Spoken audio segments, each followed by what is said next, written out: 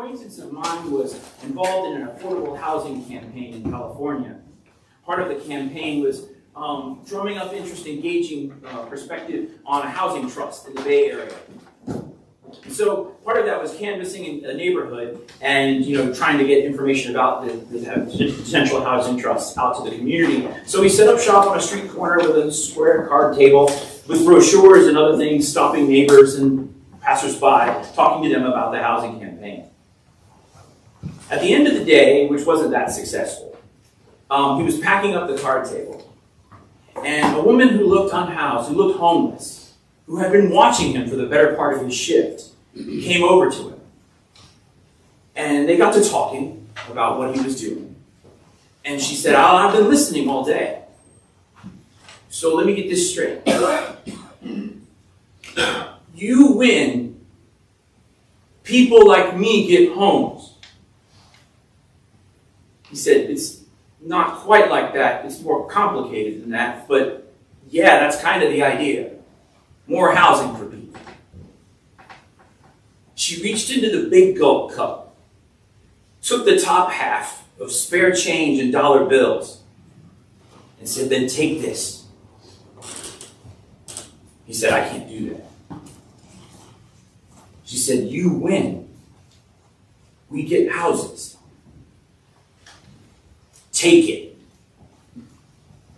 He told a grassroots fundraising concert that from that moment he learned you never turn down money because you think someone can't give. You never judge what people give. You never look askance at it or tell them not to.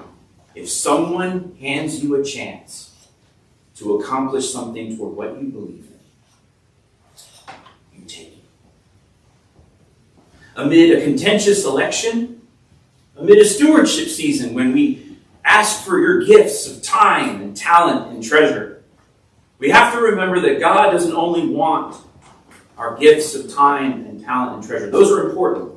Our gifts of time, of our precious time, is something we believe in. Our gifts of talent, those gifts from God that come to us, we give of those, and of course we give our treasure so that we know what to do next year when it comes to our budget, so we know what to do with this amazing facility.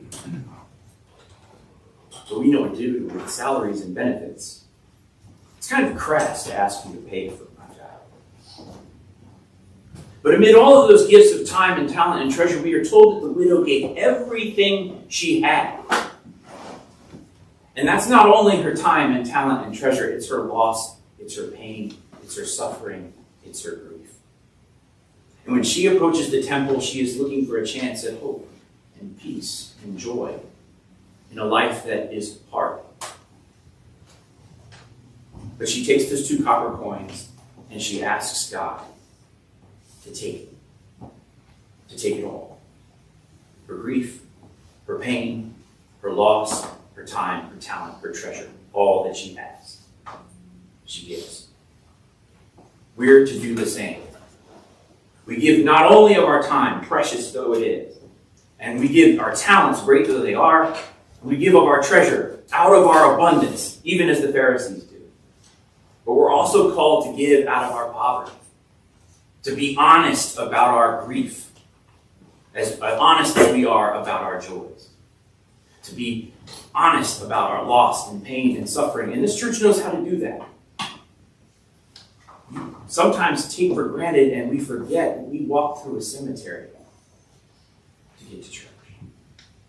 Depending on where I park, I pass my first funeral. Or if I park in the back, I pass my first baptism.